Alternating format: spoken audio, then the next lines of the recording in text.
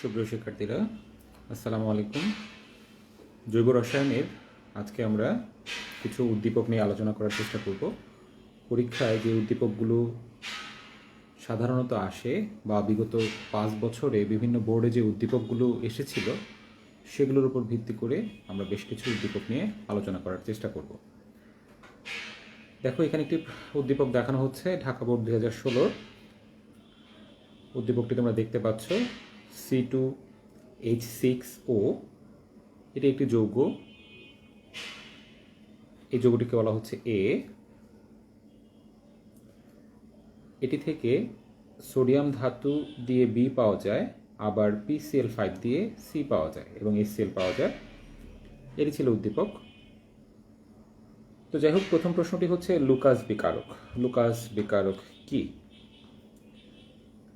জ্ঞানমূলকের প্রশ্ন, লুকাস বিকারক। তাহলে লুকাস বিকারক জিনিসটি হচ্ছে কি সেটি তোমরা নিশ্চয়ই জানো, তারপরও একটু বলছি। লুকাস বিকারক হচ্ছে জিঙ্ক ক্লোরাইড প্লাস গাঢ় HCl। এটি হচ্ছে লুকাস বিকারক। হাইড্রোক্লোরিক অ্যাসিডে জিঙ্ক ক্লোরাইডের দ্রবণ, এটিকে লুকাস বিকারক বলা হয়। এটি দ্বারা 1 ডিগ্রি, 2 ডিগ্রি এবং 3 ডিগ্রি অ্যালকোহলের মাঝে পার্থক্য করা হয়। 1 ডিগ্রি, 2 ডিগ্রি এবং 3 ডিগ্রি অ্যালকোহল এর মাঝে পার্থক্য করা হয়। এক্ষেত্রে তোমরা নিশ্চয়ই জানো 3 ডিগ্রি অ্যালকোহলেরটা সাথে সাথে সাদা অদক্ষেপ দেয়, 2 ডিগ্রিটা 5-10 মিনিট পরে সাদা অদক্ষেপ দেয় এবং 1 ডিগ্রিটা সাধারণত অদক্ষেপ দেয় না, তবে অনেকক্ষণ রেখে দিলে 8-10 ঘন্টা বা 4-5 ঘন্টা রেখে দিলে সেখানে কিছু সাদা অদক্ষেপ পাওয়া যেতে পারে। তো এটি হচ্ছে লুকাস বিকারক। 1 মার্কসের জন্য আসলে মূল কথাটি লিখে সাপ্লিমেন্টারি যে কথাটি আমি বললাম সেটি তুমি লিখতে পারো। এই যে এই লাইনটি লিখলে ভালো, টিচার তোমাকে 1-1 দিয়ে দিবেন। আবার শুধু জিঙ্ক ক্লোরাইড প্লাস HCl লিখলেও টিচাররা 1-1 দিয়ে দিতে পারেন। তবে কোনো একটি জ্ঞানমূলকের প্রশ্নের ক্ষেত্রে তার সাপ্লিমেন্টারি কথাটি যদি সহজ হয়, যেমন এই ক্ষেত্রে এটি লিখে দেওয়া ভালো, এই ক্ষেত্রে টিচারদের একটা গুড ইমপ্রেশন তৈরি হয়। ওকে, তারপরে আমরা দেখি দ্বিতীয় প্রশ্নটা কি ছিল। গ্লুকোজ পানিতে দ্রবণীয় কেন? এই প্রশ্নটি দেওয়ার উদ্দেশ্য হচ্ছে, গ্লুকোজ হচ্ছে একটি অর্গানিক কম্পাউন্ড। অর্গানিক কম্পাউন্ডগুলো সাধারণত পানিতে দ্রবীভূত হয় না, কিন্তু এই ক্ষেত্রে গ্লুকোজ কেন দ্রবীভূত হয় সেটি জানতে চাওয়া হচ্ছে। এখন বিষয়টি হচ্ছে এরকম, দেখো, গ্লুকোজের ক্ষেত্রে যেটা হয়, এটি হচ্ছে গ্লুকোজের একটি চাক্রিক ঘটন। এখানে এই যে দেখো অনেকগুলো OH মূলক আছে। তাহলে যখন OH মূলক থাকে তখন আমরা জানি O আর H এর মধ্যে তড়িৎ ঋণাত্মকতার পার্থক্য থাকার কারণে এখানে একটা মেরুকরণ হয়। তাহলে এই যে মেরুকরণটা যখন হওয়ার পর পানির হাইড্রোক্সিল আয়ন এই H+ এর কাছে চলে আসবে। এই যে দেখো এখানে দেখানো হচ্ছে, এখানে একেবারে পুরো পানিটাকে দেখানো হয়েছে। অ্যাকচুয়ালি পানির এক্ষেত্রে OH অংশটা আসবে H+ এর কাছে এসে আমার এখানে একটা দুর্বল কি করবে, হাইড্রোজেন বন্ধন, এখানে একটা হাইড্রোজেন বন্ধন, এই যে একটা হাইড্রোজেন বন্ধন তৈরি হবে। এভাবে হাইড্রোজেন বন্ধন তৈরি হওয়ার কারণে আমার পানির সাথে গ্লুকোজের দ্রবণীয়তা অতিমাত্রায় বৃদ্ধি পায়। এক্ষেত্রে খেয়াল করো, যেটা অক্সিজেন ছিল, সে অক্সিজেন চাক্রিক কাঠামোতে একটি অক্সিজেন থাকে, সেই অক্সিজেনের সাথে কিন্তু হাইড্রোক্সিল না এসে H+ আসবে। এখানে যদিও একসাথে দেখানো হয়েছে, আসলে এখানে H+ পানির আর এখানে পানির H+ অংশটি বা ধনাত্মক অংশটি এখানে যুক্ত হবে। এভাবে গ্লুকোজ পানিতে দ্রবীভূত হয়। তার মানে এই প্রশ্নটি অনুধাবনে আসলে তোমাকে প্রথমে বলতে হবে যে গ্লুকোজের মধ্যে হাইড্রোক্সিল আয়ন থাকে, সে হাইড্রোক্সিল আয়নের মধ্যে অক্সিজেনের তড়িৎ ঋণাত্মকতা হাইড্রোজেন অপেক্ষা বেশি হওয়ার কারণে অক্সিজেন তার নিজের দিকে ইলেকট্রন ঘনত্ব টেনে নেয়, ফলে সেখানে একটি ডাইপোলের সৃষ্টি হয়। যখন একটি ডাইপোল সৃষ্টি হয়, এই ডাইপোলটা সৃষ্টি হলে তখন সেটি পানির সাথে হাইড্রোজেন বন্ধন তৈরি করতে পারে এবং এভাবেই সে পানিতে দ্রবীভূত হয়। এক্ষেত্রে তোমরা চাক্রিক ঘটন দিয়েও দেখাতে পারো, আবার তুমি যদি চাও সেটি তোমরা ওপেন চেইন যে স্ট্রাকচারটি আছে সেটি দিয়েও দেখাতে পারো। যদি ওপেন চেইন দিয়ে দেখাও তাহলে মনে রাখবে যে ওপেন চেইনের ক্ষেত্রে আমাকে স্ট্রাকচারটা প্রথমে এঁকে নিতে হবে। হ্যাঁ, তাহলে ওপেন চেইনের স্ট্রাকচারটা কীভাবে আঁকে? কার্বন 6টা, এর মধ্যে 4টা কাইরাল কার্বন,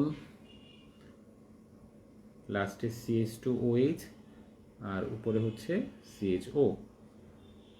এখানে 2, 4, 5 এই জায়গায় OH-টা এখানে, আর 3 নাম্বার কার্বনটাতে H-টা ডান পাশে হবে। তাহলে এই পাশে যদি OH হয় তাহলে এই পাশে হবে OH। এইভাবে আমার গ্লুকোজের স্ট্রাকচারটাকে ড্র করতে হবে। ডি গ্লুকোজও এটা বলা হয়ে থাকে, কারণ এখানে কাইরাল কার্বন, সর্বশেষ কাইরাল কার্বনে OH-টা ডান দিকে আছে। তো যাই হোক, এই গ্লুকোজ, এই যে এখানে দেখো, দুঃখিত আমার এখানে একটু ভুল হয়েছে, এটা হাইড্রোজেন হবে। তাহলে এই গ্লুকোজের এই যে এখানে মেরুকরণ তৈরি হবে। মেরুকরণের পর তাহলে তুমি চাইলে এই জায়গাটিকে একটু ক্লিয়ারলি দেখাতে পারো। ফর এক্সাম্পল, প্রত্যেকটাকে তুমি এভাবে ক্লিয়ারলি যদি দেখাতে চাও দেখাতে পারো, এভাবে OH দিয়ে এখানে তুমি মেরুকরণ দেখাবে। সে টেনে নিয়ে যায়, সে টেনে নিয়ে যায়, সে টেনে নিয়ে যায়। দেখানোর পর এখানে প্লাস ডেল্টা, মাইনাস ডেল্টা, এইভাবে প্লাস মাইনাস ডেল্টাগুলো দেখাতে পারো। দেখানোর পর তুমি বাহির থেকে এখানে যেমন ধরো, এখানে যেমন হাইড্রোজেন আয়ন আছে, তার মানে এখানে পানির হাইড্রোক্সিল আয়ন আসবে, পানির হাইড্রোক্সিল আয়নটা আসবে। হ্যাঁ, তার মানে OH এই অংশটা আসবে। তাহলে এখানে আবার OH অংশটা মাইনাস ডেল্টা, এটা প্লাস ডেল্টা। একইভাবে এখানেও OH আসবে, এটি মাইনাস ডেল্টা, আর এটা প্লাস ডেল্টা। তাহলে এই যে এই জায়গায় একটা হাইড্রোজেন বন্ধন হবে, এই জায়গাতেও একটা হাইড্রোজেন বন্ধন হবে। এইভাবে হাইড্রোজেন বন্ধন হওয়ার মাধ্যমে পানিতে গ্লুকোজ দ্রবীভূত হবে। তুমি এখানে আমি 2টি দেখালাম, তুমি চাইলে আরও বাকি যে 2টি সবগুলো দেখাতে পারো, আবার 1টি বা 2টি দেখিয়ে বাংলায় বলে দিতে পারো যে বাকিগুলোতেও এভাবে কী হবে, হাইড্রোজেন বন্ধন তৈরি হবে, এটি বলে দিতে পারো। তাহলে আমরা দেখলাম যে গ্লুকোজ কেন পানিতে দ্রবীভূত হয়। এবার আমরা মূল উদ্দীপকে চলে যাই। দেখো, উদ্দীপকের মূল প্রশ্ন, বি এবং সি যৌগ চিহ্নিত করো। তাহলে এটা হচ্ছে বি, এটা সি, এ থেকে তৈরি হয়েছে। তাহলে এ লেখা আছে C2H6O। তাহলে C2H6O দিয়ে আমরা কি যৌগ পেতে পারি? C2H6O দিয়ে আমরা পেতে পারি CH3CH2OH, আবার আমরা পেতে পারি CH3OCH3। এই 2টি যৌগ আমরা পেতে পারি এ যৌগ থেকে। এখন উদ্দীপক অনুযায়ী এই যৌগটি কি হবে, প্রথমটি না দ্বিতীয়টি? যদি আমরা প্রথমটি নেই তাহলে দেখো, প্রথমটির সাথে সোডিয়ামের বিক্রিয়ায় সোডিয়াম ইথক্সাইড আর হাইড্রোজেন গ্যাস উৎপন্ন হবে, এবং এই প্রথমটি অর্থাৎ ইথানলের সাথে PCl5 এর বিক্রিয়ায় ইথাইল ক্লোরাইড HCl এবং ফসফরাস অক্সিক্লোরাইড উৎপন্ন হবে। তার মানে এই যৌগটি হবে ইথানল। মিথক্সি মিথেনের ক্ষেত্রে সোডিয়ামের সাথে এই বিক্রিয়া ঘটে না, PCl5 এর সাথেও এই বিক্রিয়া ঘটে না। তার মানে আমার এই ক্ষেত্রে এ হচ্ছে ইথানল। একে ইথানল ধরে আমাকে বি এবং সি যৌগ চিহ্নিত করতে হবে। তার মানে যখন এটা পরীক্ষায় আসবে তখন তোমাকে কিভাবে লিখতে হবে, দেখো, পরীক্ষায় আসলে আমরা এই জায়গায় যাই,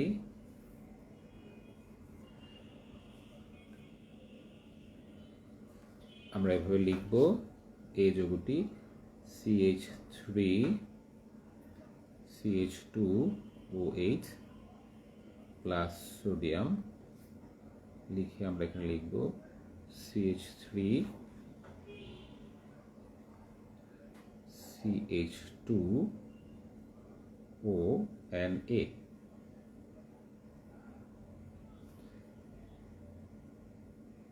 প্লাস হাইড্রোজেন। এখন এটাকে তুমি সমতা করার জন্য এখানে হাফ হাইড্রোজেন দিলে এটা সমতা হয়ে যাবে।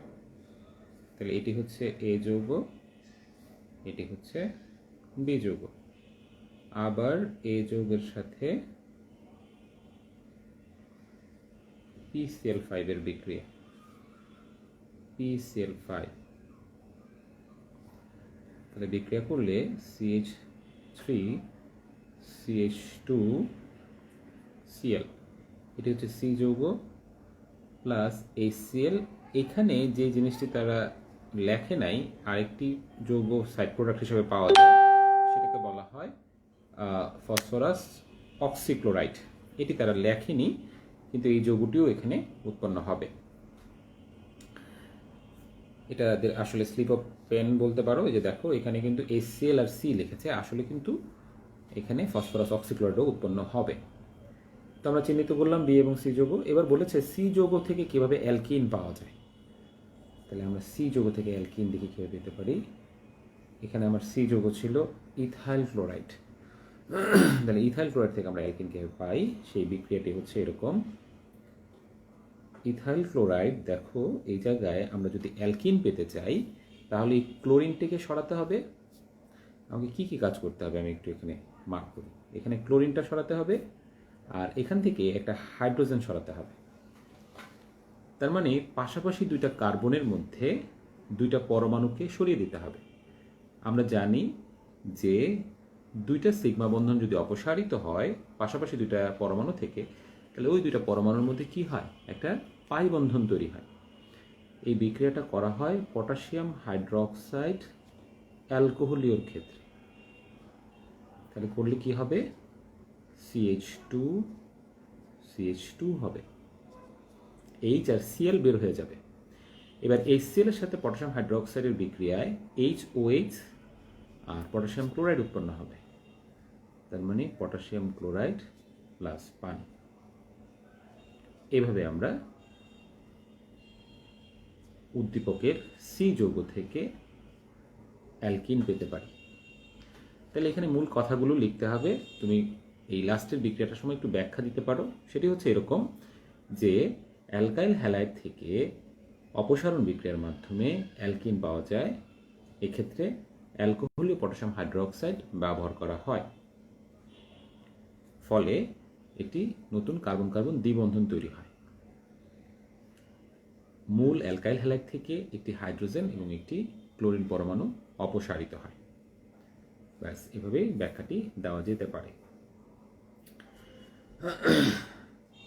তাহলে আমরা এভাবে 3 মার্কস পেতে পারি। বি এবং সি যৌগ শনাক্ত করার জন্য 2 মার্কস, আর সি যৌগ থেকে অ্যালকিন পাওয়া যায় সেটার জন্য 1 মার্কস, অথবা বি ও সি এর জন্য 1 মার্কস, পরেরটার জন্য 2 মার্কস। এভাবে টিচার তোমাকে নাম্বার দিবেন।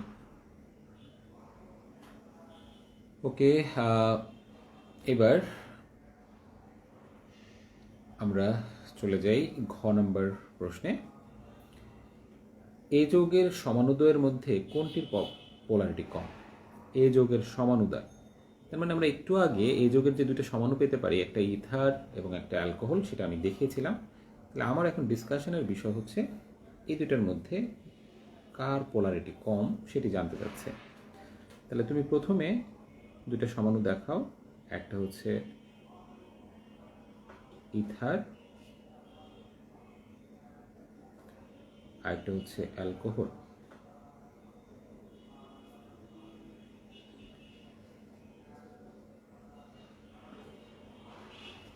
এটি হচ্ছে প্রথমে দেখাল। এখন 4 মার্কসে যেহেতু প্রশ্নটি আসছে, তো তোমাকে এখানে প্রাসঙ্গিক বেশ কিছু কথা ব্যাখ্যা দিতে হবে।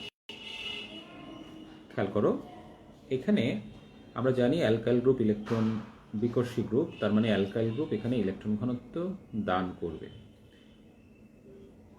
অ্যালকোহলের ক্ষেত্রেও একটি অ্যালকাইল গ্রুপ আছে, সেটি হচ্ছে ইথাইল। তাহলে ইথাইল এখানে অক্সিজেন দিকে ইলেকট্রন ঘনত্ব দান করবে, কিন্তু এই অক্সিজেনের ডান পাশে যে হাইড্রোজেন আছে, সে হাইড্রোজেন কিন্তু কোনো ইলেকট্রন ঘনত্ব দান করার ক্ষমতা রাখে না। বরং এক্ষেত্রে অক্সিজেনের তড়িৎ ঋণাত্মকতা হাইড্রোজেনের চেয়ে অনেক বেশি হওয়ার কারণে অক্সিজেন এখানে তার নিজের দিকে ইলেকট্রন ঘনত্ব টানার প্রবণতা চেষ্টা করবে। ফলশ্রুতিতে এই যৌগটির মধ্যে মেরুকরণের প্রবণতা তৈরি হবে। কিন্তু যেটি ইথার ছিল, ইথারের মধ্যে সেই মেরুকরণের প্রবণতাটি দেখা যায় না, কারণ এখানে কার্বন অক্সিজেন কার্বন বন্ধন হয়। অর্থাৎ ইথারের মধ্যে আমার বন্ধনটা হচ্ছে কার্বন অক্সিজেন কার্বন, আর অ্যালকোহলের বন্ধনটা হচ্ছে কার্বন অক্সিজেন হাইড্রোজেন। যেহেতু ইথারে কার্বন অক্সিজেন কার্বন বন্ধন হয়, তাই বন্ধন অক্ষ বরাবর, এই যে এখানে কার্বন অক্সিজেন কার্বনের ঠিক মাঝখানে যেটা, এই যে এই অংশটাকে বলে বন্ধন অক্ষ। এই বন্ধন অক্ষ বরাবর সুষম ইলেকট্রন ঘনত্ব থাকে, কিন্তু অ্যালকোহলে কার্বন অক্সিজেন হাইড্রোজেনের বন্ধন অক্ষ বরাবর সুষম ইলেকট্রন ঘনত্ব থাকে না। তাহলে যেহেতু অ্যালকোহলের কার্বন অক্সিজেন হাইড্রোজেনে বন্ধন অক্ষ বরাবর সুষম ইলেকট্রন ঘনত্ব থাকে না এবং অক্সিজেনের তড়িৎ ঋণাত্মকতা বেশি, তাই অ্যালকোহল যৌগটিতে মেরুকরণ সৃষ্টি হয়। তাহলে কথাটা কি দাঁড়ালো? কথাটা হচ্ছে এরকম, ইথারের ক্ষেত্রে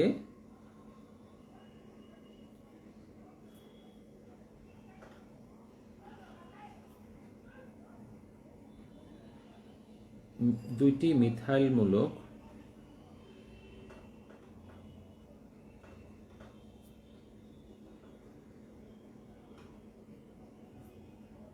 অক্সিজেন পরমাণুর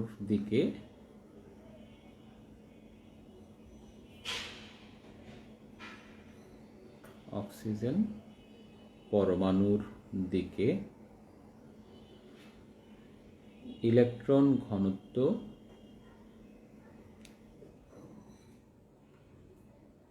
দান করে।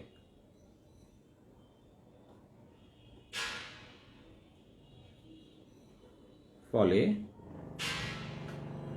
এর কার্বন অক্সিজেন কার্বন অক্ষ বরাবর, এখানে চাইলে তুমি কার্বনের চতুর্ভুজতা দেখাতে পারো, অক্ষ বরাবর সুষম ইলেকট্রন ঘনত্ব বজায় থাকে। সুষম ইলেকট্রন ঘনত্ব বজায় থাকে, ফলে মেরুকরণ হয় না, ফলে মেরুকরণ বা পোলারিটি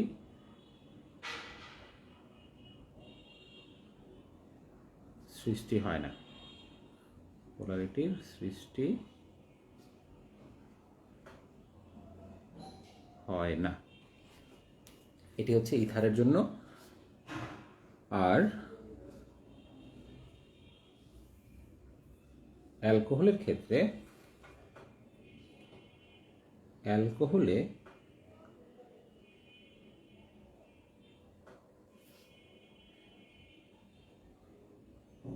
একটি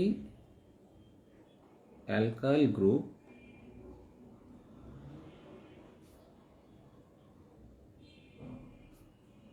অক্সিজেন এর দিকে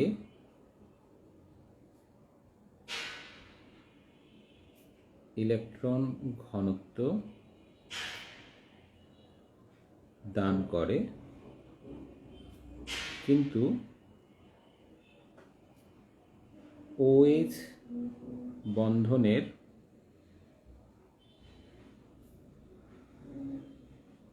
হাইড্রোজেন হতে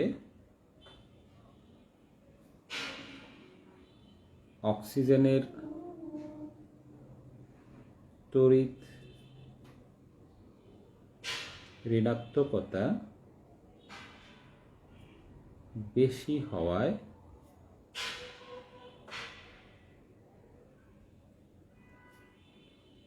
OH বন্ধনে মেরুকরণ সৃষ্টি হয়।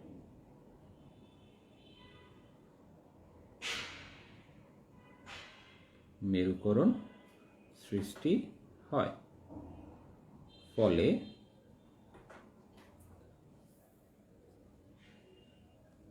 অ্যালকোহলে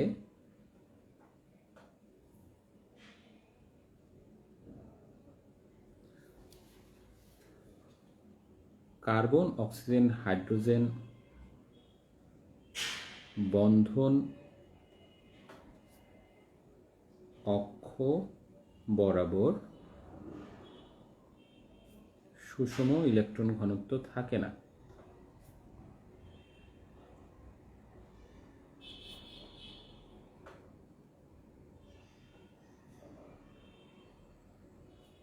সুষম ইলেকট্রন ঘনত্ব থাকে না, এতে হাইড্রোজেন পরমাণুটি পোলারিটির কারণে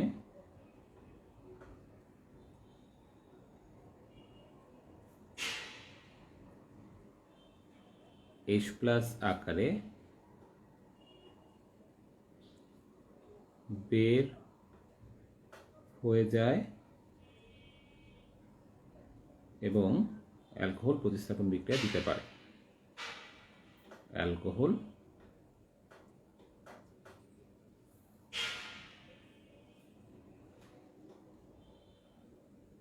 প্রতিস্থাপন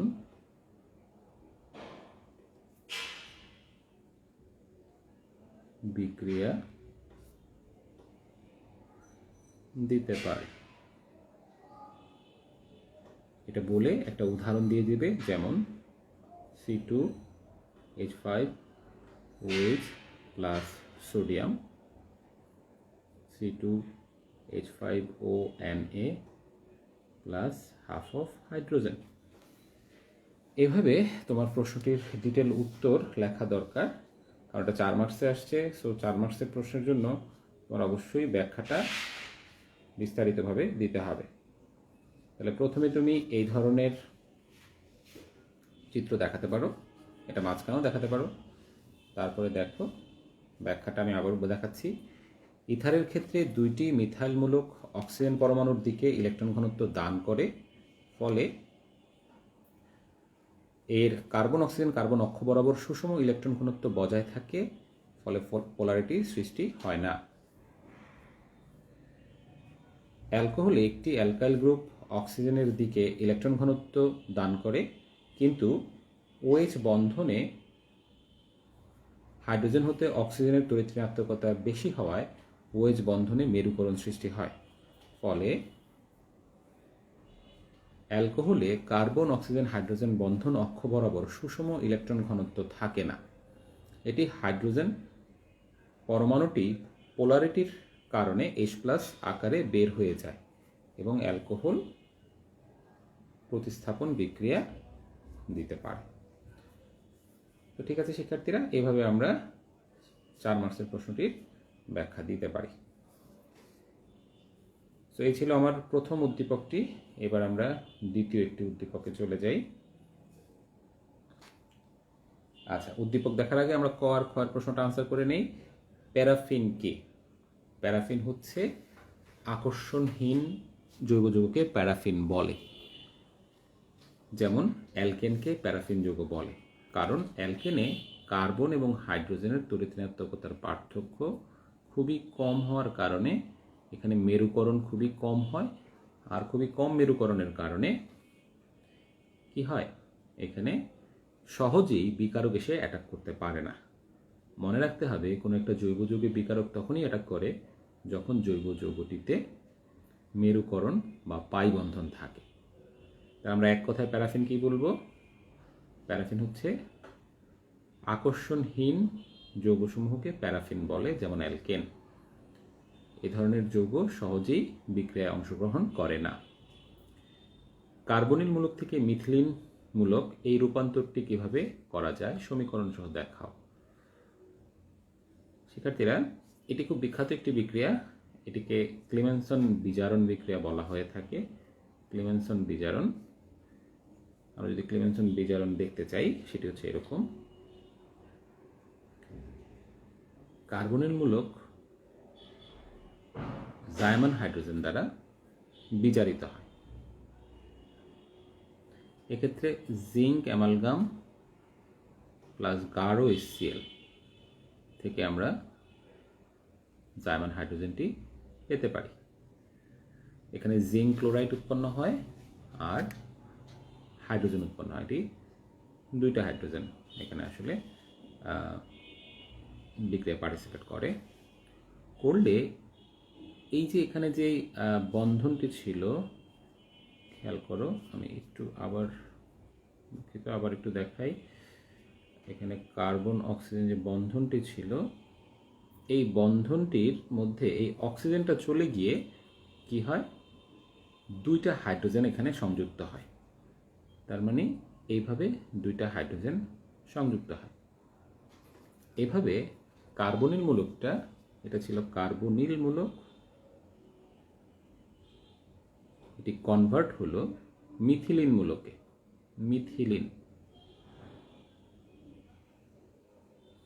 মিথিলিন মূলকে কনভার্ট হয়েছে। এই বিক্রিয়াটির জন্য উনি নোবেল প্রাইজ পেয়েছিলেন, বিজ্ঞানী ক্লিমেনসন। তোমরা নাম শুনেছ নিশ্চয়ই, ক্লিমেনসন।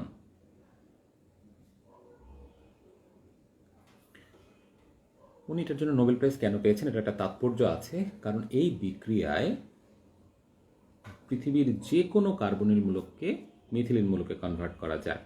তার মানে যেমন ধরো, আমি যদি এরকম কোনো যৌগ নেই, যেমন এই যৌগটা সাইক্লোহেক্সানোন, তার ক্ষেত্রে আমরা যদি ক্লিমেনসন বিজারণ করি সেই জিঙ্ক অ্যামালগাম এবং গাঢ় HCl দ্বারা, তাহলে এটা সাইক্লোহেক্সেনে পরিণত হবে। এটা হচ্ছে সাইক্লোহেক্সেন। তোমরা এটা তো নিশ্চয়ই জানো, সাইক্লোহেক্সেন বলে এটাকে। আর এটা হচ্ছে সাইক্লোহেক্সানন।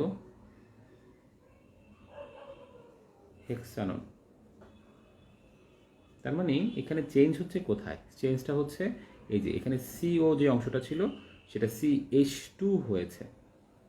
তুমি বলতে পারো, স্যার এখানে H2 গেল কোথায়? H2 এটার ভিতরে এই যে দুই বন্ধনের মধ্যে আছে, কারণ আমরা তো এখানে কার্বন বা হাইড্রোজেন কোনোটাই দেখাচ্ছি না, ঠিক আছে? সো এখানে H2 গুলো আসলে এই জায়গায় আছে, এটা আপাতত দেখানো হচ্ছে না। তুমি চাইলে সবগুলো দেখাতে পারো, এখানে সবগুলো CH2 দেখাতে পারো। আচ্ছা, এটা তোমরা চাক্রিক যোগে দেখলাম। আমরা অন্য যোগে যদি দেখি, ধরো CH3, এই ধরনের যোগ যদি দেখি, ক্লিমেনসন বিজারণ করি, সে একই জিঙ্ক অ্যামালগাম, এটা লিখলাম না আমি, তাহলে CH3 এই হবে। তার মানে কি দাঁড়ালো? কার্বনিল মূলক CH2 তে কনভার্ট হলো, এটা আলটিমেটলি কিন্তু একটা অ্যালকেনে পরিণত হলো। তাহলে আমরা একটু আগে যে বিক্রিয়াটি দেখেছি সেখানেও কিন্তু অ্যালকেন ছিল, এখন যে বিক্রিয়াটি দেখলাম সেখানেও কিন্তু অ্যালকেনই উৎপন্ন হলো। আবার তুমি যদি এখানে অ্যারোমেটিক নাও, যেমন ধরো বেনজালডিহাইড যদি আমরা নিই, বেনজালডিহাইড, এটাও যদি ক্লিমেনসন বিজারণ করি, তাহলে এখানে টোলুইন উৎপন্ন হবে। এই যে সিওটা ভেঙে CH2 তে কনভার্ট হয়েছে, ঠিক আছে? এভাবে আমরা যে কোনো সিওকে CH2 তে কনভার্ট করতে পারি। এটি হচ্ছে বিক্রিয়াটির বিশেষ তাৎপর্য, এখানে কোনো ব্যতিক্রম নেই। আবার এখানে যদি আমার CH3 থাকতে পারে, কোনো সমস্যা নেই, আমি CH3 দিলাম, তাহলে কি হবে, এই জায়গাতেও আমার CH3 হবে, ব্যাস। তাহলে এটা হলো ইথাইল বেনজিন। তো শিক্ষার্থীরা, এই ছিল আমার ক্লিমেনসন বিজারণের বিস্তারিত ব্যাখ্যা। এবার আমরা প্রশ্নটিতে চলে যাই। দেখো, এখানে এক্স এবং ওয়াই দুটি যৌগের কথা বলা হচ্ছে, যারা এক কার্বন বিশিষ্ট অ্যালকোহলের জারণ দ্বারা পাওয়া যায়। এখন এক কার্বন বিশিষ্ট অ্যালকোহলের জারণে আমরা জানি দুইটা যৌগ পাওয়া যায়, একটা হচ্ছে মিথানেল, একটা হচ্ছে মিথানোইক অ্যাসিড। এই এখন এক্স মিথানেল নাকি এক্স মিথানোইক অ্যাসিড সেটা জানার জন্য আমাকে কিছু ক্লু দিয়ে দিয়েছে প্রশ্নে। প্রথমে বলতেছে যে এক্স যৌগটা সোডিয়ামের সাথে বিক্রিয়া করে। এখন এখানে মিথানেল এবং মিথানোইক অ্যাসিডের মধ্যে কে সোডিয়ামের সাথে বিক্রিয়া করে? আমরা জানি যে মিথানোইক অ্যাসিডের মধ্যে আমাদের কিছু প্রতিস্থাপন বিক্রিয়া হয়ে থাকে, তাহলে প্রতিস্থাপন বিক্রিয়া হয়ে এখানে সোডিয়াম ধাতু ঢুকতে পারে, তার মানে ওয়াই মিথানোইক অ্যাসিড। কিন্তু মিথানেল এক্সের সাথে বিক্রিয়া করে না। আবার এখানে দেখো, সোডিয়াম হাইড্রোক্সাইডের সাথে, আমি একটু আবার ওভারশিওর হওয়ার জন্য দ্বিতীয় বিক্রিয়াটা দেখি। সোডিয়াম হাইড্রোক্সাইডের সাথে, এটা একটা ক্ষার, অবশ্যই মিথানোইক অ্যাসিড বিক্রিয়া করবে, কারণ অ্যাসিড ক্ষার বিক্রিয়া হয়। আর সোডিয়াম হাইড্রোক্সাইডের সাথে মিথানেলও বিক্রিয়া করে, মিথানেল বিক্রিয়া করে সোডিয়াম হাইড্রোক্সাইডের সাথে। এটি কোন বিক্রিয়া? এটি হচ্ছে আলফা হাইড্রোজেনবিহীন যেই যৌগের বিক্রিয়া, সেখান থেকে আমরা এটি পেতে পারি। আচ্ছা, আমি একটু দেখাই তোমাদের, তাহলে তোমাদের বুঝতে সুবিধা হবে। আমরা দেখি যে আসলে এখানে কি ঘটনাটা ঘটছে। যেমন ধরো,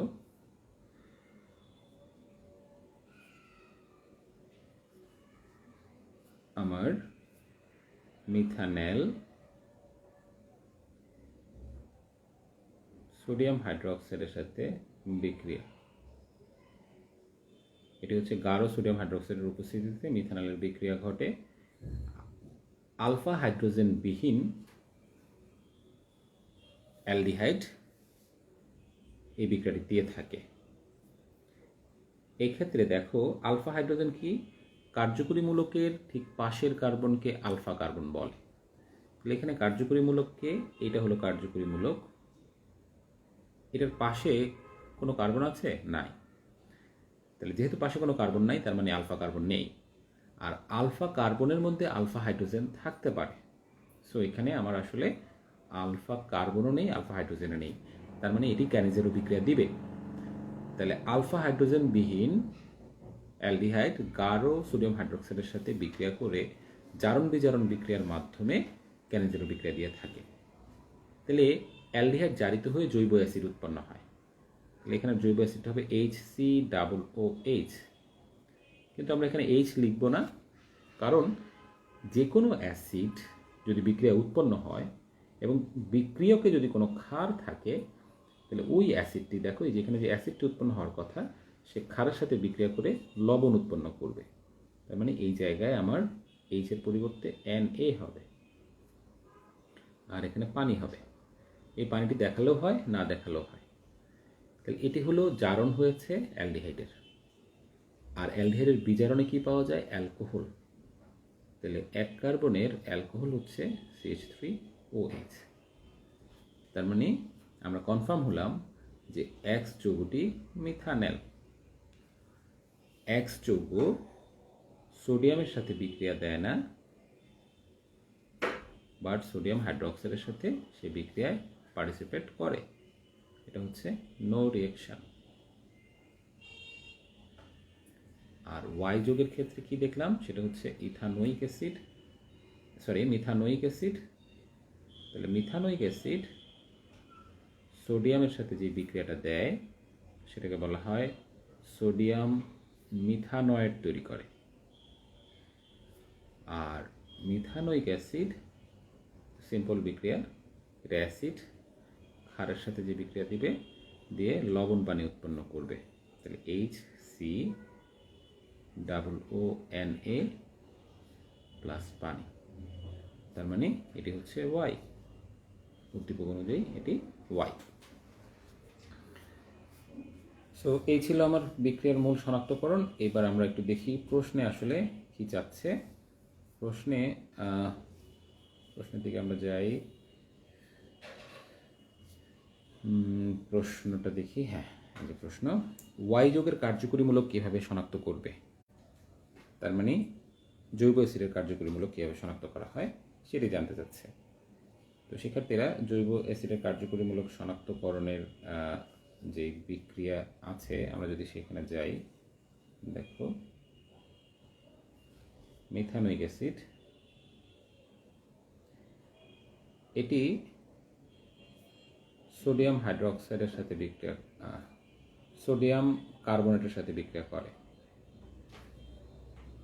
ঠিক আছে, সোডিয়াম কার্বনেটের সাথে বিক্রিয়া করে। সোডিয়াম কার্বনেটের সাথে বিক্রিয়া করলে HCOONA এটি তৈরি করতে পারে। ঠিক আছে, আর কি হয়, কার্বন ডাইঅক্সাইড হয়, আর কি হয়, পানি হয়। ঠিক আছে, এখানে H2O এই পানি হতে পারে। এখন বিক্রিয়াটি অবশ্য এখান থেকে সমতাকৃত অবস্থায় নেই। দেখো এখানে সোডিয়াম দেওয়া হয়েছে একটি,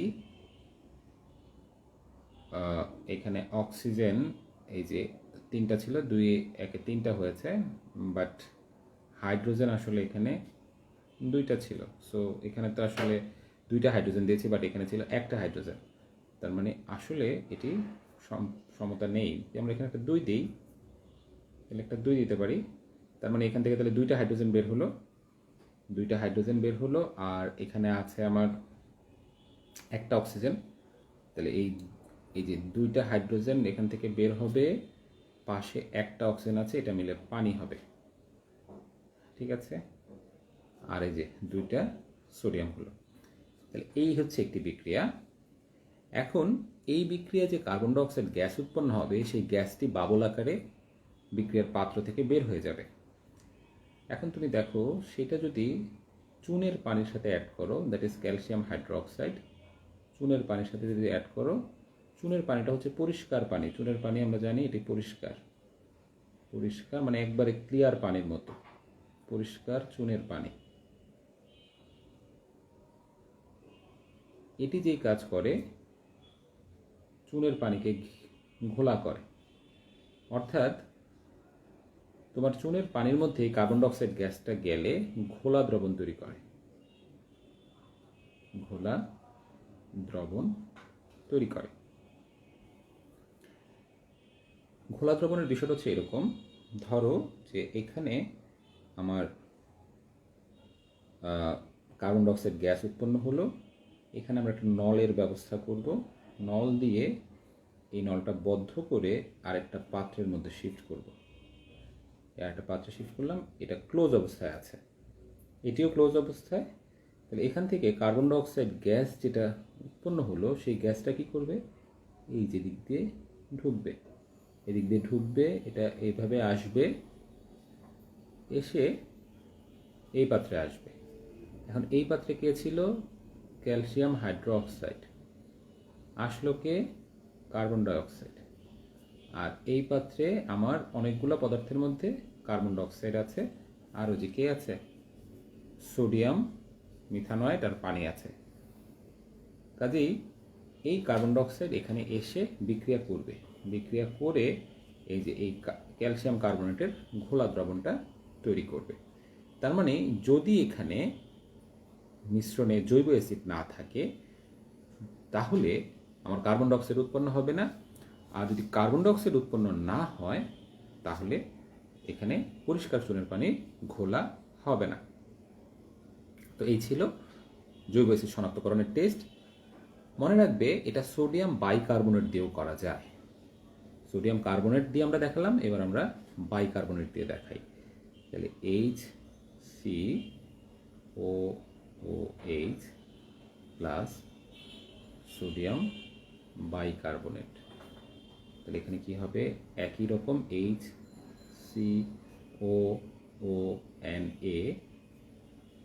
প্লাস কার্বন ডাইঅক্সাইড প্লাস পানি। এটা অবশ্য সমতা হয়ে যাচ্ছে, দেখো এই যে এখানে একটা হাইড্রোজেন, এখানে একটা হাইড্রোজেন, দুইটা হাইড্রোজেন, আর এখান থেকে একটা অক্সিজেন মিলে এই যে এখানে অক্সিজেন হবে পানি। এটাতে আর 2 দিয়ে গুণ দিতে হবে না। তাহলে এই ক্ষেত্রেও দেখো কার্বন ডাইঅক্সাইড উৎপন্ন হচ্ছে। এই উৎপন্ন কার্বন ডাইঅক্সাইডটাকে তুমি চাইলে এভাবে উপরের দিকে অ্যারো চিহ্ন দিয়ে দেখাতে পারো, ঠিক আছে? এই যে এভাবে উপরের দিকে দেখাতে পারো। তাহলে এখানেও সে একই বিক্রিয়া লিখবা, চুনের পানির সাথে বিক্রিয়া করে সে ঘোলা দ্রবণ তৈরি করবে, বা অনেকে বলে এটা অদক্ষেপের মতো তৈরি হয়। তো 2টি বিক্রিয়া আছে, তুমি একটি দিলেও হবে, দুইটি দিলেও হবে। এক্ষেত্রে মনে রাখবে যে টিচাররা কিন্তু যখন তুমি 2টি বিক্রিয়া দিবে, টিচাররা তোমার উপর খুশি হবেন বেশি যে তুমি বিষয়গুলো ভালোভাবে আত্মস্থ করেছ। তবে অতিরিক্ত দিতে গিয়ে আবার ভুল করা যাবে না, কারণ যদি ভুল করো তাহলে কিন্তু নাম্বার কমে যাবে। তাহলে আমরা এইভাবে ওয়াই যোগের কার্যকরীমূলক শনাক্ত করতে পারি। এবার ঘয়ের প্রশ্নটির দিকে যদি আমি তাকাই, উদ্দীপকের এক্স যৌগটিকে গাঢ় সোডিয়াম হাইড্রোক্সাইড এবং আয়োডিন সহ উত্তপ্ত করলে বিক্রিয়া করে না। এক্স যৌগটি, দ্যাট ইজ মিথানেল, কিন্তু একই সমগোত্রীয় শ্রেণীর পরবর্তী যৌগটি তা করে। ব্যাখ্যা করো। তার মানে ইথানেল করে। এটি ছিল প্রশ্নটি। তাহলে আমরা প্রশ্নটির উত্তর খোঁজার চেষ্টা করি যে মিথানেল কেন বিক্রিয়া করে না আর ইথানেল কেন বিক্রিয়া করে, সেই উত্তরটি আমরা এখানে খোঁজার চেষ্টা করব। এটি হচ্ছে হ্যালোফর্ম বিক্রিয়া বলা হয়ে থাকে। ওকে, তাহলে হ্যালোফর্ম বিক্রিয়ার মধ্যে হ্যালো ইউজ করা হয়। এক্ষেত্রে যদি আয়োডিন ইউজ করা হয় তাকে আয়োডোফর্ম বিক্রিয়া বলে। প্রথম কথা হচ্ছে হ্যালোফর্ম বিক্রিয়া কারা দেয় এটি তোমাকে জানতে হবে। হ্যালোফর্ম যেহেতু 4-এ আসছে, তোমাকে ডিটেল লিখতে হবে। হ্যালোফর্ম বিক্রিয়ার শর্ত।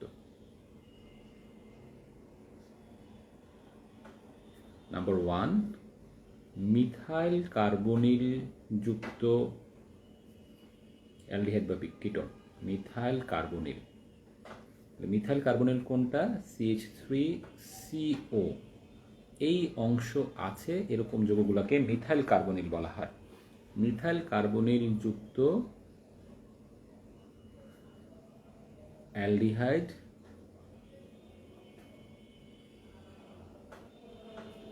বা কিটোন, এরা হ্যালোফর্ম বিক্রিয়া দেয়। আরেকটা হচ্ছে কোনো যৌগকে জারিত করলে যদি মিথাইল কার্বনিল যুক্ত অ্যালডিহাইড বা কিটোন উৎপন্ন হয়। কোনো যৌগের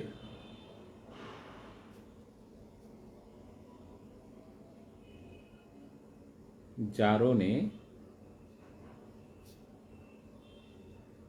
মিথাইল কার্বনিল যুক্ত অ্যালডিহাইড বা কিটোন উৎপন্ন হলে, অ্যালডিহাইড বা কিটোন উৎপন্ন হলে সেও হ্যালোফর্ম বিক্রিয়া দিয়ে থাকে। এখন আমার প্রশ্ন ছিল মিথানেলের পরবর্তী সমগোত্রক। তাহলে মিথানেলের পরবর্তী সমগোত্রক হচ্ছে ইথানেল। এই কথাটি প্রথমে বলবে। দেখো ইথানেল এর মধ্যে কিন্তু সরাসরি মিথাইল কার্বনিল আছে। এই যে এই জায়গায় তুমি দেখো সরাসরি এটি হচ্ছে মিথাইল কার্বনিল। তাহলে তোমাকে এখানে বলতে হবে যে এখানে সরাসরি মিথাইল কার্বনিল আছে। তাহলে বিক্রিয়াটি কি হবে? আয়োডিন প্লাস এখানে সোডিয়াম হাইড্রোক্সাইড ইউজ করতে পারো অথবা পটাশিয়াম হাইড্রোক্সাইড ইউজ করতে পারো, একই বিক্রিয়া হয়। এখানে একটি জারণ বিজারণ বিক্রিয়া হয়। দেখো এখানে আয়োডিনের জারণ মান হচ্ছে 0, কিন্তু আয়োডিন থেকে উৎপন্ন হয় সোডিয়াম আয়োডাইড। সোডিয়াম আয়োডাইডে আয়োডিনের জারণ মান হচ্ছে -1। তার মানে আয়োডিন এক্ষেত্রে ইলেকট্রন গ্রহণ করে বিজারিত হয়েছে। যেহেতু আয়োডিন বিজারিত হয়েছে তাই অবশ্যই মিথাইল কার্বনিল জারিত হবে। এখন এটি জারিত হলে কি হবে? অ্যাসিড উৎপন্ন হবে। এক্ষেত্রে মনে রাখবে যে যে অ্যাসিডটি উৎপন্ন হবে সেই ক্ষেত্রে এইখানে যত কার্বন আছে তার চেয়ে 1 কার্বন কম বিশিষ্ট অ্যাসিড উৎপন্ন হবে। এখন এখানে কার্বন আছে কয়টা? এখানে কার্বন আছে 2টা। তাহলে অ্যাসিড উৎপন্ন হবে কয় কার্বনের? অ্যাসিড উৎপন্ন হবে 1 কার্বনের। তাহলে হবে কি? Methanoic acid. কিন্তু একটু আগেই বলেছি বিক্রিয়াস্থলে যদি বিক্রিয়কে ক্ষার থাকে তাহলে উৎপন্ন অ্যাসিড লবণে কনভার্ট হবে। তার মানে এটা হবে সোডিয়াম মিথানোয়েট। সোডিয়াম মিথানোয়েট। আর বাকি যে একটা কার্বন এখানে বাদ পড়লো সেই একটা কার্বন দিয়ে হবে হ্যালোফর্ম। যেহেতু এখানে আয়োডিন ইউজ করা হচ্ছে তাই এখানে হবে আয়োডোফর্ম। আয়োডোফর্ম। শিক্ষার্থীরা এই ক্ষেত্রে আয়োডোফর্মও কিন্তু দেখো বিজারিত হয়েছে। এখানে আয়োডাইডও বিজারিত, আয়োডিন থেকে আয়োডাইড এবং আয়োডোফর্ম দুটিই কিন্তু বিজারিত অবস্থাকেই প্রকাশ করছে। ঠিক আছে, এখন আয়োডোফর্ম যেটি উৎপন্ন হয় সেটির কালার হচ্ছে হলুদ। হলুদ অধক্ষেপ। আমি যে কলম দিয়ে লিখছি এই কলমের কালার হলুদ অধক্ষেপ। এটি অবশ্য আয়োডোফর্ম বিক্রিয়া বলা হয়ে থাকে। এভাবে আয়োডিনের হলুদ কালার হয় এবং এটির স্পেশালি আয়োডোফর্ম বিক্রিয়াটি করা হয়ে থাকে। কিন্তু যদি ক্লোরিন বা ব্রোমিন ইউজ করো তাহলে ক্লোরোফর্ম বা ব্রোমোফর্ম উৎপন্ন হবে, যেগুলো অ্যাকচুয়ালি এরকম কোনো কালার শো করবে না। তাহলে আমার মনে হয় বিক্রিয়াটি বোঝা গিয়েছে। একটা কনফিউশন কাজ করতে পারে যে এখানে 2 কার্বন থেকে 1 কার্বন হয়েছে, প্লাস পানি হবে, দুঃখিত এটা বলা হয় নাই, প্লাস পানি। এখন ধরো আমি যদি এই জায়গায় একটু চেঞ্জ করে দিই, চেঞ্জ করে আমি যদি এরকম লিখি CH, আচ্ছা একটু অন্য কালার দিয়ে লিখি, ধরো আমি যদি এইভাবে লিখি CH3CO CH3, এবং এটার সাথে যদি আমরা আয়োডিন আর সোডিয়াম হাইড্রোক্সাইডের বিক্রিয়া করি তাহলে কি হবে? তাহলে এই ক্ষেত্রেও তোমার সেই সোডিয়াম আয়োডাইড হবে, তারপরে পানি হবে, তারপরে হচ্ছে CHI3 হবে। দেখো 1 কার্বনে হ্যালোফর্ম অবশ্যই উৎপন্ন হবে। এই জন্যই যৌগটাকে বলা হয় হ্যালোফর্ম, অর্থাৎ ক্লোরোফর্ম, ব্রোমোফর্ম, আয়োডোফর্ম এগুলোকে হ্যালোফর্ম বলে। যেহেতু 1 কার্বনে হ্যালোফর্ম উৎপন্ন হবে তাহলে আমার এখন বিক্রিয়কের মধ্যে দেখো তো কার্বন ছিল কয়টা? 3টা কার্বন ছিল। 3টা কার্বনের মধ্যে 1 কার্বনে হ্যালোফর্ম উৎপন্ন হয়েছে। তার মানে বাকি যে 2 কার্বন আছে সেই 2 কার্বন দিয়ে এটা জারিত হয়ে অ্যাসিড হবে। দ্যাট ইজ CH3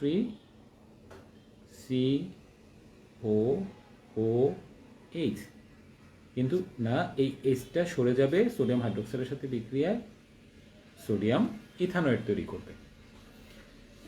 তো শিক্ষার্থীরা এগুলো হচ্ছে হ্যালোফর্ম বিক্রিয়ার মূল টেকনিক। আশা করি তোমরা বুঝতে পেরেছ। এখন মূল যে প্রশ্নটি ছিল, মূল প্রশ্নের মধ্যে আমার জানতে চাওয়া হয়েছিল যে আমি যদি একটু প্রশ্নের দিকে তাকাই, প্রশ্নে কি জানতে চেয়েছিল?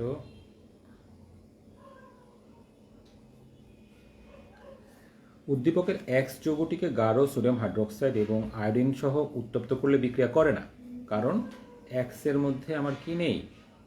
আমার এখানে মিথাইল কার্বনিল নেই, এখানে কোনো মিথাইল কার্বনিল নেই, তাই এটি বিক্রিয়া করে না। কিন্তু একই সমগোত্রীয় শ্রেণীর পরবর্তী যৌগ দ্যাট ইজ ইথানেল যেটা, তার মধ্যে কি আছে? মিথাইল কার্বনিল অংশ আছে। সে বিক্রিয়া করে কেন? এটি ডিটেল ব্যাখ্যা দিয়ে তোমাকে 4 মার্কসের জন্য আনসার করতে হবে। মনে রাখতে হবে 4 মার্কসে যে প্রশ্নগুলো আসে সেগুলোর ব্যাখ্যা কিন্তু তোমাকে বিস্তারিত দিতে হবে। আদারওয়াইজ তুমি 4 মার্কসের প্রশ্নে 4 মার্কস থেকে 3 পেতে পারো যদি তোমার ব্যাখ্যাটি প্রাসঙ্গিক না হয়। 3 নম্বর উদ্দীপকটার দিকে আমরা তাকাই। এখানে ডি হচ্ছে ফেনল, ডি দিয়েছে। আচ্ছা, আগে প্রশ্নগুলো দেখে নিই। সমগোত্রীয় শ্রেণী কি? সমগোত্রীয় শ্রেণী হচ্ছে, তোমরা জানো যে একই কার্যকরী মূলকে পরপর 2টি সদস্যের মাঝে যদি মিথিলিন মূলকের পার্থক্য থাকে তবে তাদেরকে সমগোত্রীয় শ্রেণী বলা হয়। আর যৌগগুলোকে বলা হয় সমগোত্রক। তাহলে একই কার্যকরী মূলকের পরপর 2টি সদস্যের মাঝে যদি মিথিলিন মূলকের পার্থক্য থাকে এবং তাদেরকে একটি সাধারণ সংকেত দিয়ে লেখা যায়, যেমন ধরো মিথেন এবং ইথেন, এখানে দুটি সদস্যের মাঝে মিথিলিন মূলকের পার্থক্য। আবার আমরা যদি ইথেন আর প্রোপেনের মধ্যে তাকাই, এখানেও পরপর দুটি সদস্যের মাঝে মিথিলিন মূলকের পার্থক্য। তাহলে একই কার্যকরী মূলকভুক্ত পরপর দুটি সদস্যের মাঝে যদি মিথিলিন মূলকের পার্থক্য থাকে এবং তাদেরকে যদি একটি সাধারণ সংকেত দিয়ে প্রকাশ করা হয়, তবে তাকে সমগোত্রীয় শ্রেণী বলে এবং সদস্যসমূহকে সমগোত্রক বলা হয়। সমগোত্রক, ইংরেজিতে সমগোত্রীয় শ্রেণীকে বলা হয় হোমোলোগাস সিরিজ, আর এদেরকে বলা হয় হোমোলোগ, সমগোত্রক। এখন দেখো এদেরকে আমরা একটি সাধারণ সংকেত দিয়ে লিখতে পারি কিনা। অবশ্যই পারি। যদি এখানে n এর মান 3 দেই তাহলে হচ্ছে এটি হবে। আবার আমরা যদি n এর মান এই ক্ষেত্রে 2 দেই তাহলে ইথেন পাওয়া যাবে। এভাবে আমরা বিষয়টির ব্যাখ্যা দিতে পারি। ফেনল অম্লধর্মী কেন? এই প্রশ্নটি দুইয়ের জন্য আনসার করতে গেলে আসলে একটু লম্বা হয়ে যায়। এখন কিছু করার নেই, যদি দুয়ে আসে তুমি যদি ডিটেল লিখতে চাও তাহলে তোমাকে একটু লম্বা করে আনসার করতে হবে। মূল কথাটি হচ্ছে এরকম যে দেখো, ফেনলের মধ্যে রেজোনেন্স ঘটে। ফেনলে আমার রেজোনেন্স হয়। এই রেজোনেন্সের কারণেই আমার এই জায়গায় এই সমস্যাটি তৈরি হয়। এখন এই রেজোনেন্সের বিষয়টি কি আমরা একটু দেখি।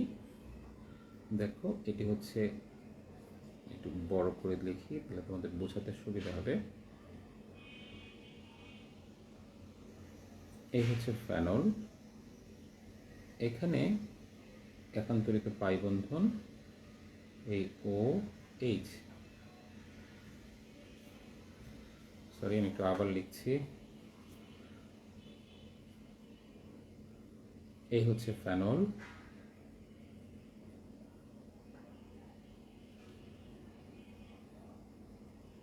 এখানে অক্সিজেনের দুইটা মুক্ত জোড় আছে। এখন OH হচ্ছে অর্থপ্যারা নির্দেশক। সো অর্থপ্যারা নির্দেশকগুলো কি করে? বেনজিন চক্রে ইলেকট্রন ঘনত্ব দেয়।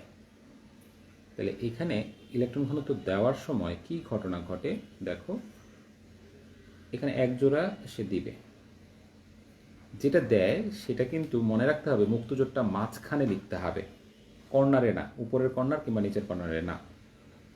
যখন সে দিচ্ছে, দেওয়ার পর এইখানে যে কার্বন ছিল তার কিন্তু এখন বন্ধন 5টা হয়ে গিয়েছে। কীভাবে দেখো, আগে এখানে তার 1 2 3 4টা ছিল, এখন এখানে পাই বন্ধন হওয়ার কারণে তার 5টা হয়ে গিয়েছে। যে কারণে এই কার্বনের সাথে এইখানে যে ইলেকট্রনটা ছিল সেই ইলেকট্রনটাকে সে দূরে ঠেলে দেবে, যেটাকে আমরা বলি পরপর দুইটা পাই বন্ধন হলে পূর্বের পাই বন্ধনটা মুক্ত জোড়ে রূপান্তরিত হয়। এই আগের পাই বন্ধনটা এখানে মুক্ত জোড় হিসেবে সাইডে চলে আসবে। তাহলে আমার এখানে কি দাঁড়ায়, এখানে আমার এটা মুক্ত জোড় আকারে হবে, আর এখানে যা ছিল তাই। এখানে অক্সিজেন, এই দেখো এই মুক্ত জোড় দুইটা ইলেকট্রন যখন অক্সিজেন দিয়ে দেয়, দেওয়ার ফলে এখানে কিন্তু একটা পাই বন্ধন তৈরি হয়। এখন এই পাই বন্ধনের একটা ইলেকট্রন, এই যে উপরের যে ইলেকট্রনটা আছে এটা তার দখলে আছে, কিন্তু নিচের একটা ইলেকট্রন পার্শ্ববর্তী কার্বনের দখলে চলে গিয়েছে। তার মানে অক্সিজেন আসলে এখানে দুইটা ইলেকট্রন দিলেও বেসিক্যালি সে একটা ইলেকট্রন আরেকজনকে দিয়েছে, তাই এখানে একটা প্লাস চিহ্ন হবে। আবার একইভাবে এখানে এই কার্বন নিজের ইলেকট্রন, এইটা তার আগে থেকেই ছিল, সে এখন বোনাস এই ইলেকট্রনটা পেয়েছে, তার মানে এখানে একটা মাইনাস হবে। তাহলে প্রথম স্ট্রাকচার থেকে আমরা এই দ্বিতীয় রেজোনেন্স স্ট্রাকচারটি পেলাম। শিক্ষার্থীরা মনে রাখতে হবে যে কোনো রেজোনেন্স স্ট্রাকচারে মোট চার্জের পরিমাণ সমান হবে। দেখো এটিতে চার্জ নিরপেক্ষ ছিল, বাট এটির ক্ষেত্রে একটি ধনাত্মক এবং একটি ঋণাত্মক চার্জ সৃষ্টি হয়েছে, তার মানে মোট চার্জের পরিমাণ সমান। এবার আমরা যদি আবার ফরওয়ার্ড হই, ফরওয়ার্ড হলে আমাকে এখন দ্বিতীয় স্ট্রাকচারটি থেকে আঁকতে হবে। তাহলে আমি যদি এখানে এভাবে ড্র করি, দ্বিতীয় স্ট্রাকচারটির রেজোনেন্স দেখাতে হবে। এবার এই মুক্তজোড় সে কিন্তু এখানে মুভ করবে মাঝখানে। যখন সে মাঝখানে মুভ করবে তখন কিন্তু ওই যে আগের থিওরি পরপর দুইটা পাইবন্ধন হয়ে যাচ্ছে, তাই পূর্বের পাইবন্ধনটি তখন মুক্তজোড়ে কনভার্ট হবে। রেজোনেন্সের সময় মূল ঘটনাটি হচ্ছে ইলেকট্রনের মুভমেন্ট হতে থাকে, হতে হতে সে একইভাবে পুরো চক্রটিকে বারবার ঘুরতে থাকে। তাই আমি প্রথমে দেখো এখান থেকে শুরু করে সে নিচে যাচ্ছিল, পরে সে আরও নিচে যাবে, এভাবে সামনের দিকে সে অগ্রসর হবে। তাহলে এই মুক্তজোড়টা এখন এখানে আসবে আর পাই বন্ধনটা মুক্তজোড় হবে, আর এখানে যা আছে তাই।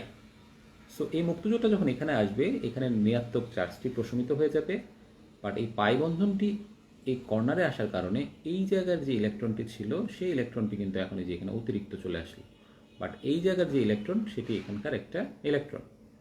তার মানে আলটিমেটলি এই জায়গায় একটা ইলেকট্রন বেড়ে গিয়েছে, আর উপরে আগে থেকে যা ছিল তাই থাকবে, এটির কোনো চেঞ্জ আপাতত হবে না। এই কাঠামোটিতেও দেখো একটি প্লাস এবং একটি মাইনাস। এবার আবার এটা থেকে আমরা কি পাবো, নতুন একটা রেজোনেটিং স্ট্রাকচার পাবো। তাহলে নতুন রেজোনেটিং স্ট্রাকচারটা যদি আমরা ড্র করি, এই মুক্তজোড়টা এখন আবার এখানে আসবে আগের মতোই, আর এই পাই বন্ধনটা সূত্র অনুযায়ী আগের মতো শিফট হবে। তাহলে এটা এখানে চলে যাবে, এখানে একটা নতুন করে মুক্তজোড় হবে, এটার মধ্যে আমরা মাইনাস দিব, আর এই জায়গাগুলো যা ছিল তাই থাকবে। উপরের অংশেও কোনো চেঞ্জ আমরা আপাতত দেখব না। তাহলে এই কাঠামোটির মধ্যেও দেখো একটি প্লাস এবং একটি মাইনাস আছে, আগেরটির মতোই। এই যে মুক্তজোড়টা পাইবন্ধন হয়েছে, তার মানে এখানে যে একটা অতিরিক্ত ইলেকট্রন ছিল সেটা এখন এই কর্নারে চলে গিয়েছে, সো তার মাইনাস থেকে একটা ইলেকট্রন দেওয়ার কারণে নিউট্রাল হবে। আর এই কর্নারে কার্বন এই যে এই ইলেকট্রনটা অতিরিক্ত পেল, তাই একটা মাইনাস হবে। এবার এই স্ট্রাকচারটা থেকে আমরা ফরওয়ার্ড হব, এখানে আমরা আবার ড্র করি। আচ্ছা, আমি একটু অন্য একটা কালার নেই, এটিকে আমরা আবার ড্র করি।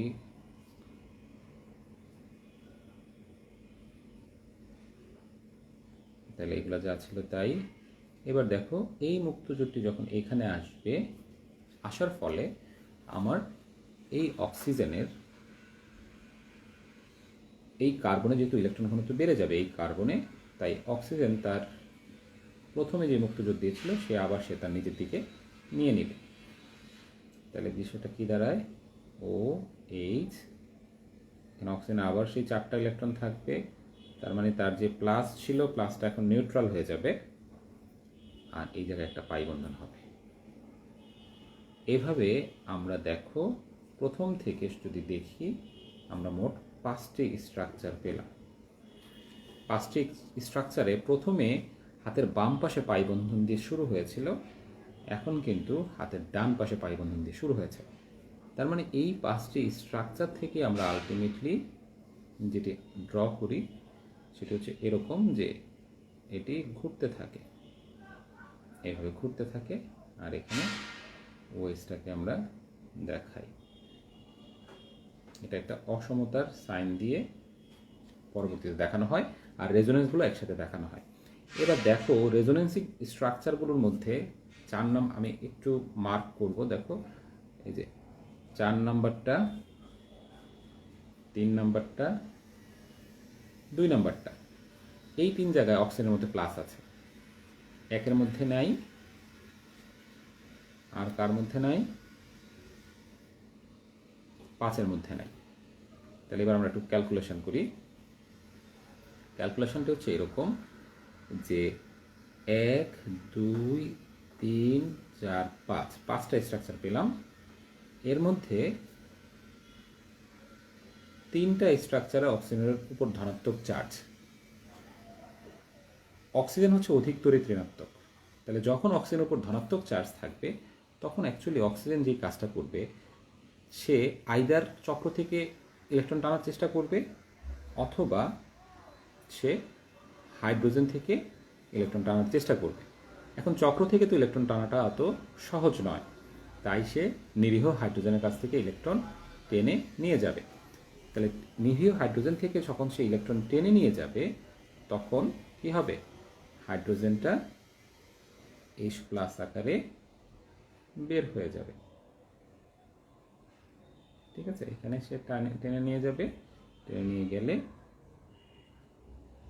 সে হাইড্রোজেনটা H+ আকারে বের হয়ে যাবে। আর আমরা জানি যারা H+ দিতে পারে তারা হচ্ছে অ্যাসিড। তো তোমাকে রেজোন্যান্সটা দেখানোর পর এই বাংলা কথাগুলো বলতে হবে যে ফেনলের 5টি রেজোনেটিং স্ট্রাকচারের মধ্যে 2, 3 এবং 4 নম্বর স্ট্রাকচারে ইলেকট্রন ঘনত্ব কম থাকে। যেহেতু ফেনল অধিক তড়িৎ ঋণাত্মক, তাই সে তার সাথে সংযুক্ত হাইড্রোজেন থেকে ইলেকট্রন ঘনত্ব টেনে নিয়ে আসবে, ফলে হাইড্রোজেনটা H+ আকারে বের হয়ে যাবে, তাই ফেনল অম্লধর্মী। শিক্ষার্থীরা, এই প্রশ্নটি কিন্তু পরীক্ষা অনেক সময় 4 মার্কসে আসে। সো এটি যদি 4 মার্কসে আসে তখন কিন্তু তোমাকে মনে রাখতে হবে যে এটি তোমাকে অবশ্যই ডিটেল লিখতে হবে। এখন 2-এ যদি আসে তখন আসলে এটা এত ডিটেলটা না লিখে অনেকে শুধুমাত্র মূল কথাটি লিখে দেয়, তাও হতে পারে, বাট আমি 4-এর জন্যই দেখালাম। ওকে, যে বিক্রিয়ার সাহায্যে সি থেকে ডি প্রস্তুত করা যায়। এখন সি কি? সি হচ্ছে, দেখো এ হচ্ছে বেনজিন। তোমরা নিশ্চয়ই জানো ফেনলের সাথে জিঙ্কের বিক্রিয়ায় আমরা জানি যে ফেনল প্লাস জিঙ্ক বিক্রিয়া করলে বেনজিন তৈরি হয়। এই হচ্ছে বেনজিন। ঠিক আছে, তাহলে আমরা পেলাম এ হচ্ছে বেনজিন। এখন এর সাথে আমাকে ক্লোরিনেশন করতে হবে। তাহলে ক্লোরিনেশন করি, বেনজিনের ক্লোরিনেশন, বেনজিন তার ক্লোরিনেশন করব লুইস অ্যাসিড, যেমন ধরো অ্যালুমিনিয়াম ক্লোরাইড দিতে পারি। এখানে ক্লোরিন থাকলে অ্যালুমিনিয়াম ক্লোরাইড দিতে হবে, এখানে ব্রোমিন থাকলে অ্যালুমিনিয়াম ব্রোমাইড দিতে হবে। তাহলে আমরা পাবো ক্লোরোবেনজিন। এই ক্লোরোবেনজিনটা হচ্ছে কি সি। এবার প্রশ্নের দিকে তাকাই। প্রশ্নে কি বলেছে, যে বিক্রিয়ার সাহায্যে সি থেকে ডি প্রস্তুত করা যায়। তার মানে ক্লোরোবেনজিন থেকে ফেনল তৈরির কথা বলা হচ্ছে। ক্লোরোবেনজিন থেকে ফেনল, তাহলে ক্লোরোবেনজিন থেকে ফেনল আমরা কিভাবে পেতে পারি? এটাকে একটা ডাও পদ্ধতি বলা হয়। একটা বিক্রিয়া আছে, এই যে দেখো এখানে আমি বিক্রিয়াটি দেখাচ্ছি। ক্লোরোবেনজিনকে সোডিয়াম হাইড্রোক্সাইডের উপস্থিতিতে বিক্রিয়া করালে যেটা হয়, এটা কিন্তু -HCl, এটা এখানে অ্যাকচুয়ালি না দেখালেও হতো। এই ক্লোরোবেনজিনের সাথে আমার হাইড্রোক্লোরিক অ্যাসিডের বিক্রিয়া করালে, সোডিয়াম হাইড্রোক্সাইডের বিক্রিয়া করালে দেখো এখানে এই যে ONA ঢুকবে আর H মানে এই Clটা বের হয়ে যাবে। দেখো বোঝা যায় কিনা, Clটা বের হয়ে যাবে। পরবর্তীতে যেটা উৎপন্ন হয় সেটাকে বলা হয় সোডিয়াম ফিনক্সাইড। সোডিয়াম ফিনক্সাইড বলে।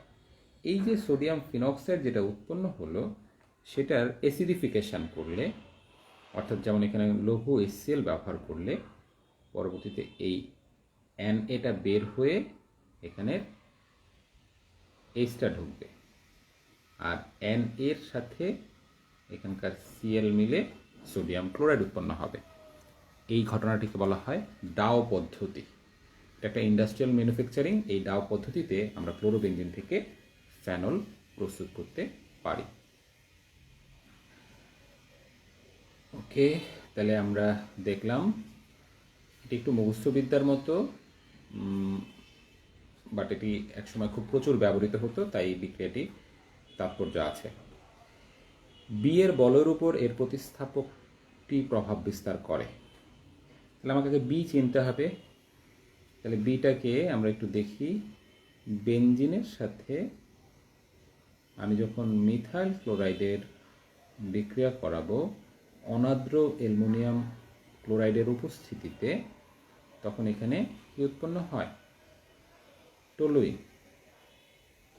টলুইন উৎপন্ন হবে আর HCl উৎপন্ন হবে। তাহলে এখানে বি অ্যাকচুয়ালি হচ্ছে টলুইন। এখন প্রশ্ন জানতে চাচ্ছে বি এর বলয়ের উপর। বলয় কোনটা? বলয় হচ্ছে এই যে আমার এটাকে বলে বলয়, বেনজিন বলয়, যেখানে সঞ্চালনশীল পাই ইলেকট্রন থাকে। আর যদি বেনজিন বলয়ের কোনো হাইড্রোজেন অন্য কোনো পরমাণু বা মূলক দ্বারা প্রতিস্থাপিত হয়, তখন তাকে বলা হয় পার্শ্ব শিকল। এটি হচ্ছে পার্শ্ব শিকল। এখন এই বি এর বলয়ের উপরে প্রতিস্থাপকটি প্রভাব বিস্তার করে, অর্থাৎ এই প্রতিস্থাপকের মিথাইলমূলক প্রভাব বিস্তার করে। তাহলে প্রভাব বিস্তার করে বলতে আসলে কি বোঝানো হচ্ছে? অর্থাৎ বেনজিন বলয়ে ইলেকট্রন সমূহ যেভাবে রেজোন্যান্স দেখায়, এই ক্ষেত্রে আমার টলুইনের ক্ষেত্রে অন্য ধরনের রেজোন্যান্স হয়। সেটি আসলে এখানে জানতে চাওয়া হয়েছে। তার মানে এটিও একটি রেজোন্যান্সের প্রশ্ন। তাহলে আমরা টলুইনের রেজোন্যান্স জিনিসটা আঁকার চেষ্টা করি। দেখো, এই হচ্ছে টলুইন। টলুইনে যে ঘটনাটা ঘটে সেটি হচ্ছে হাইপার কনজুগেশন বা বন্ধনবিহীন রেজোন্যান্স হয়। বন্ধনবিহীন রেজোন্যান্স সেটা কি? এখানে সব সিগমা বন্ধন আছে। যে কোনো একটা সিগমা বন্ধন থেকে ইলেকট্রন ঘনত্ব আমার বেনজিন চক্রে শিফট হবে, কারণ এটা অর্থপ্যারা নির্দেশক। তার অর্থপ্যারা নির্দেশকটা বেনজিন চক্রের দিকে ইলেকট্রন ঘনত্ব দেয়। সে যখন দিবে তখন এই জায়গায় পরপর দুইটা পাই বন্ধন হওয়ার কারণে, একটু আগেই বলেছি, এই পাই বন্ধনটা এখানে চলে আসবে। তাহলে আমার এখানে কি দাঁড়াবে? এখানে আমার দেখো, এখানে একটা মাইনাস হবে, এখানে ডাবল বন্ড হবে, আর এই জায়গায় সে H প্লাস আকারে চুপ করে পাশে থাকবে, কিন্তু এখানে কিন্তু কোনো বন্ধন থাকবে না, কোনো বন্ধন নেই। এটাকে বন্ধনবিহীন রেজোন্যান্স বা হাইপার কনজুগেশন বলা হয়। হাইপার কনজুগেশন হচ্ছে বন্ধনবিহীন রেজোন্যান্স, এটি এক ধরনের রেজোন্যান্স। তাহলে এটা এই থাকলো, এটা হলো 1 নম্বর স্ট্রাকচার, এটা হচ্ছে 2 নম্বর স্ট্রাকচার। এভাবে আমি এখান থেকেও 5টা স্ট্রাকচার ড্র করতে পারি। তাহলে পরেরটা কি হবে? পরেরটার ক্ষেত্রে এখান থেকে পাই বন্ধনের ইলেকট্রনটা এখানে আসবে, এইটা এই কর্নারে আসবে। দেখো, আমি একটু আগে এটি ব্যাখ্যা দিয়েছি, তাই এখন নিশ্চয়ই তোমরা বুঝতে পারছো। এখানে এটা মাইনাস, এটা আর এখানে যা আছে তাই। খেয়াল রাখবে, যে কোনো স্ট্রাকচারের মোট চার্জের সংখ্যা সমান হবে। প্রথমটাতে কোনো চার্জ ছিল না, কিন্তু পরেরগুলোর ক্ষেত্রে দেখো, পরেরগুলোর ক্ষেত্রে কিন্তু একটা প্লাস একটা মাইনাস, একটা প্লাস একটা মাইনাস, এইভাবে ফরওয়ার্ড হচ্ছে। তাহলে এটা ছিল 3 নম্বর স্ট্রাকচার। এবার 4 নম্বর স্ট্রাকচারে চলে যাই। তাহলে এখানে এইটা এই জায়গায় আসবে এবং এইটা এই কর্নারে আসবে। তাহলে এটা এটা কর্নারে দিলাম CH, এটা H, এটা H প্লাস, আর এখানে একটা মাইনাস। তাহলে এটা হচ্ছে 4 নম্বর স্ট্রাকচার। তারপরে আমরা 5 নম্বর স্ট্রাকচারে চলে যাই। 5 নম্বর স্ট্রাকচারটা হবে,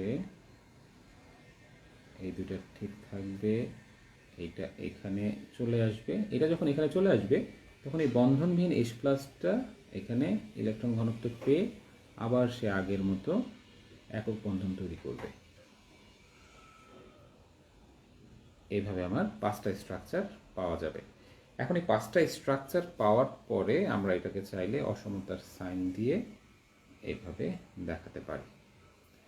এখন প্রভাবটা কিভাবে বিস্তার করলো সেই জিনিসটি আমাকে ব্যাখ্যা দিতে হবে। রেজোন্যান্স তো অবশ্যই আঁকতে হবে। এবার ব্যাখ্যার ক্ষেত্রে দেখো, যখন বেনজিন চক্রে মিথাইল ছিল না তখন তার এক ধরনের রেজোন্যান্স থাকে, কিন্তু যখন বেনজিন চক্রে মিথাইল মূলক থাকে তখন দেখো এই যে এই জায়গাটা অর্থ পজিশন, এখানে ইলেকট্রন ঘনত্ব বেশি আছে 2 নম্বর কাঠামোতে। 3 নম্বর কাঠামোতে এটা প্যারা পজিশন। অর্থ কাউন্ট করে কিভাবে? অর্থ কাউন্ট করে প্রথম প্রতিস্থাপকের ঠিক পরের পজিশন, সেটা বামে হতে পারে ডানেও হতে পারে। তাহলে 2 নম্বর কাঠামোতে অর্থ পজিশনে ইলেকট্রন ঘনত্ব বেশি, 3 নম্বর কাঠামোতে প্যারা পজিশনে ইলেকট্রন ঘনত্ব বেশি, 4 নম্বর কাঠামোতে আবারও সেই অর্থ পজিশনে ইলেকট্রন ঘনত্ব বেশি।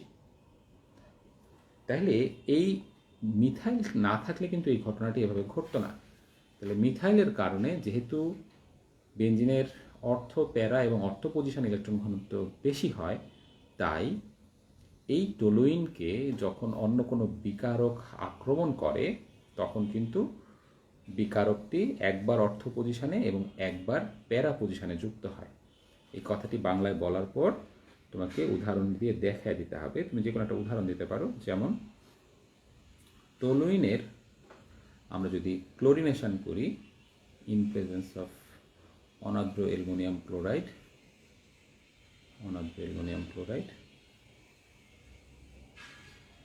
তাহলে এখানে কি হবে? এখানে একবার অর্থ পজিশনে ইলেকট্রোফাইল ঢুকবে এবং একবার প্যারা পজিশনে ইলেকট্রোফাইল ঢুকবে। এভাবে আমার দুইটা মেইন প্রোডাক্ট পাওয়া যাবে। ঠিক আছে, এই যে এখান থেকে একটা এইচ বের হয়ে যাবে, এখান থেকে একটা এইচ বের হয়ে যাবে। ঠিক আছে, তার মানে যেহেতু এর অর্থ এবং প্যারা পজিশন ইলেকট্রন ঘনত্ব বেশি ছিল, তাই টলুইনের ক্লোরিনেশন বিক্রিয়ায় দুইটি প্রধান উৎপাদ পাওয়া যাবে। এইভাবে মিথাইল মৌলটির কারণে টলুইনে বিক্রিয়ার গতি প্রকৃতি পরিবর্তিত হয়। এইসব বলে তোমাকে ডিটেল ব্যাখ্যাটা দিতে হবে। মনে রাখতে হবে ডিটেল ব্যাখ্যা অবশ্যই দিতে হবে, আদারওয়াইজ তুমি ফুল মার্কস পাবে না। 4-এর জন্য কিন্তু একটু বেশি লিখতে হয়। তো শিক্ষার্থীরা, ঠিক আছে, আমরা আজকে 3টি উদ্দীপক নিয়ে ইন ডিটেল আলোচনা করলাম, পাশাপাশি আরও বেশ কিছু বিষয় নিয়ে আলোচনা করেছি। মনে রাখতে হবে এই চ্যাপ্টারটি তোমাকে প্রথমে ভালো করে যতটা সম্ভব বোঝার চেষ্টা করতে হবে। পরবর্তীতে তোমাকে বিগত বছর বিভিন্ন বোর্ডে যে প্রশ্নগুলো এসছে, তুমি যদি বিগত বছরের বোর্ডের প্রশ্নগুলো নিয়ে অ্যানালাইসিস করো, তাইলেও মোটামুটি তখন চ্যাপ্টারটি সম্পর্কে তোমার একটা ভালো আইডিয়া হয়ে যাবে। এবং প্রায় তুমি যদি দেখো 2015 সাল থেকে এই পর্যন্ত বিভিন্ন বোর্ডে যে প্রশ্নগুলো এসছে, সেই প্রশ্নের সংখ্যা প্রায় 60টির মতো প্রশ্ন আছে। তো এই 60টি প্রশ্ন করতে গেলে তুমি দেখবা যে কিছু প্রশ্ন রিপিট হচ্ছে, আবার কিছু নতুন নতুন টপিক আসতেছে। সো তখন তোমার প্র্যাকটিসটা ফুললি হয়ে যাবে। প্রথমত চ্যাপ্টার সম্পর্কে আইডিয়া নাও, পরবর্তীতে এই উদ্দীপকগুলো ডিটেল সলভ করার চেষ্টা করো, তাহলেই এই চ্যাপ্টার থেকে ইনশাল্লাহ ভালো করতে পারবে। এই চ্যাপ্টারকে কোনোভাবেই বাদ দেওয়া যাবে না। এই চ্যাপ্টার থেকে কমপক্ষে 3টি উদ্দীপক পরীক্ষায় আসতে পারে। তো ঠিক আছে, আজকে এই পর্যন্তই। তোমাদের কারো কোনো প্রশ্ন থাকলে অবশ্যই কমেন্ট সেকশনে জানাবে। আসসালামু আলাইকুম।